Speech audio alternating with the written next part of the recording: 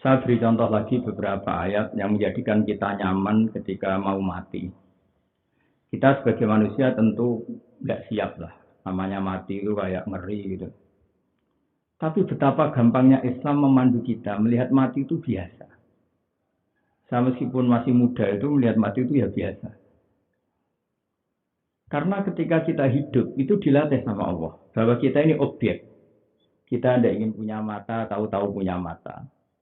Ketika kita lahir tentu kamu nggak tahu kan, nggak ingin kan, nggak ingin lahir tahu-tahu lahir, nggak ingin wujud tahu-tahu wujud, nggak ingin punya mata tahu-tahu punya mata, nggak ingin punya telinga ya tahu-tahu punya telinga, nggak ingin pesek ya tahu-tahu pesek, nggak ingin jelek ya tahu-tahu jelek. Ternyata semuanya kita ini statusnya itu objek. Objek itu ya makhluk diciptakan, bisa melihat dikasih melihat, bisa mendengar dikasih mendengar. Bisa bernapas dikasih bernapas.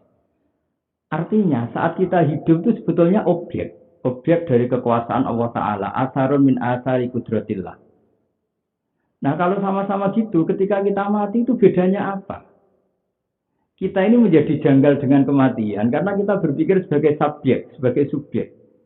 Kita bisa menentukan melihat kita. Kita bisa menentukan pendengaran kita. Kita bisa menentukan kehidupan kita. Karena kita merasa jadi subjek, jadi subjek, jadi pelaku, sehingga ketika mati itu kita mikir, wah kalau mati ngapain kan nggak bisa apa-apa, dihimpit kuburan, terus nggak punya energi, nggak bisa apa-apa, wah ya repot. Ini salahnya kita. Sebetulnya saat kita hidup sekarang pun kita ini objek. Ya karena kita tidak pernah menciptakan mata kita, tahu-tahu punya mata, tidak bisa menciptakan telinga, tahu-tahu punya telinga. Nah di sini pentingnya kita ngaji dengan domir. Domir itu artinya kita ingat Allah. Misalnya Allah ngendikan wajah alalakum sam'a wal absor wal afidah. Itu kalau kita ngaji secara serius, secara makna ini gini. Wajah alalan gawe sapa Allah. Allah menciptakan lakum manfaat kedua sira kabeh. Allah menciptakan as-sama yang pendengaran. Allah lah yang menciptakan kamu punya pendengaran. Berarti Allah subjek memberi, kita objek diberi. Begitu juga Allah juga yang menciptakan kamu punya penglihatan. Allah juga menciptakan kamu punya rasa, punya hati. Nah, dari cerita-cerita domir ini, domir itu yang kembali ke Allah. Ternyata semua pelaku ini kembalinya ke Allah, tidak yang lain. Nah, dengan cara berpikir la haula wala quwata illa billah, kita akan terbiasa dengan zaman saya hidup ya diurus Allah, maka nanti setelah kita mati juga diurus Allah. Zaman kita hidup ya objek dari kekuasaan Allah, setelah kita mati ya objek dari kekuasaan Allah. Zaman kita hidup mendapat rahmatnya Allah, insya Allah setelah mati kita juga akan mendapat rahmatnya Allah. Itu cara berpikir wali-wali dulu. Sehingga ketika Umar bin Abdul Aziz mau meninggal, keluarganya nangis semua.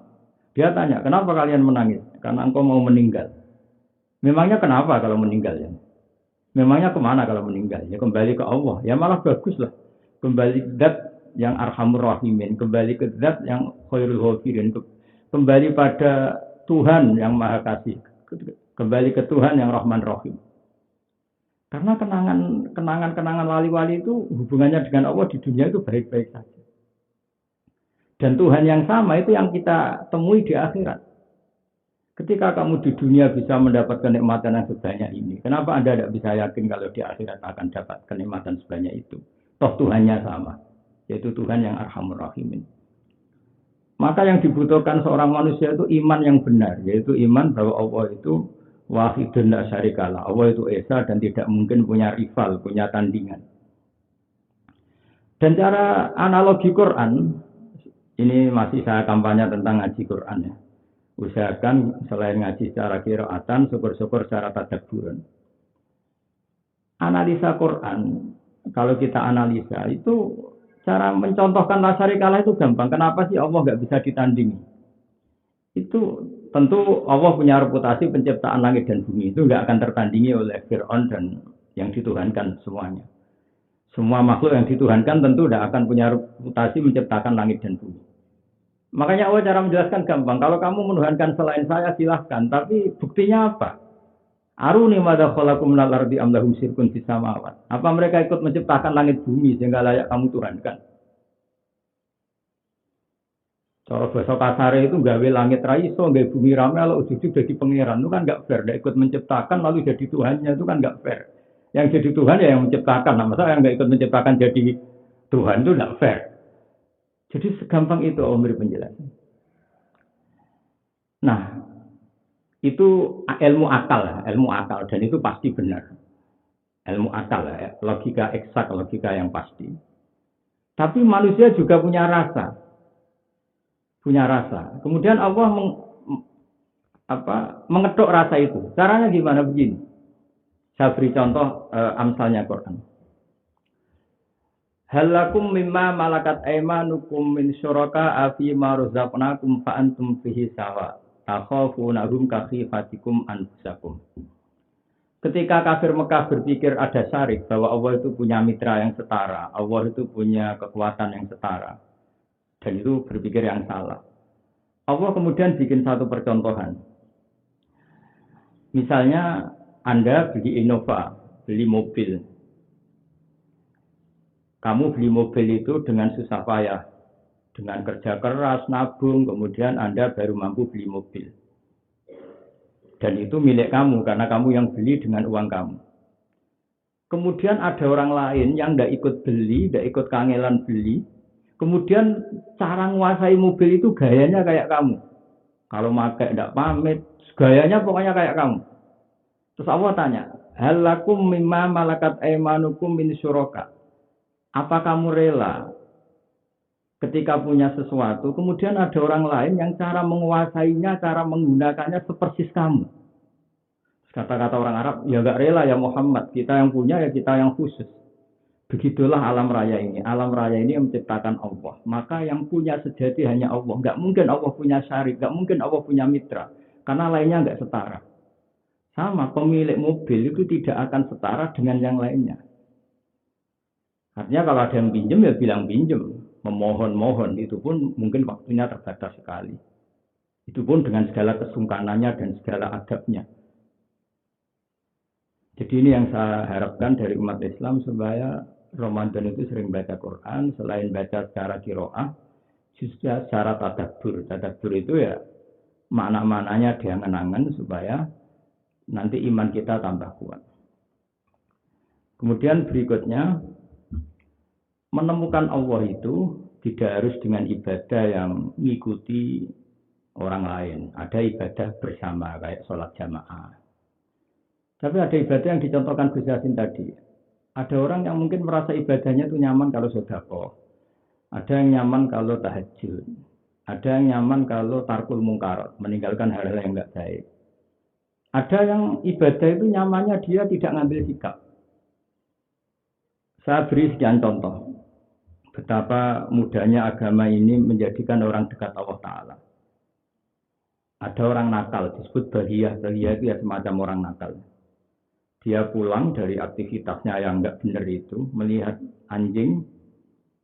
Anjing itu kelihatan sekali kehausan.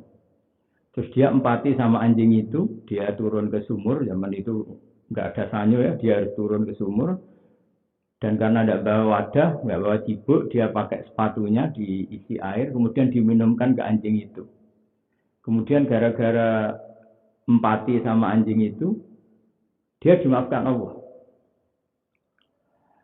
Ini di bab usul fikih disebut waqi'atul hal. Waqi'atul hal itu satu peristiwa yang nggak boleh dikiaskan. Nanti kalau kamu kiaskan, kamu analogikan repot nanti. Kalau ngasih anjing satu aja pahalanya surga, saya tak merawat anjing banyak, ada bisa seperti itu karena merawat anjing tidak sesuatu yang dibenarkan oleh Islam kecuali untuk fungsi-fungsi tertentu kalau dalam fikih itu. Nah, ada juga yang ini agak aneh tapi harus didengarkan karena ini ilmu. Ada orang itu jadi dekat Allah itu karena kecelakaan yang nggak jadi. Jadi ada orang itu sangat mencintai sepupunya. Sangat-sangat mencintai itu, dia ngerayu sundul langit itu tidak mau. Tapi ketika masa paceklik, karena butuh uang, sepupunya itu dikasih uang banyak, kemudian syaratnya mau dia gauli.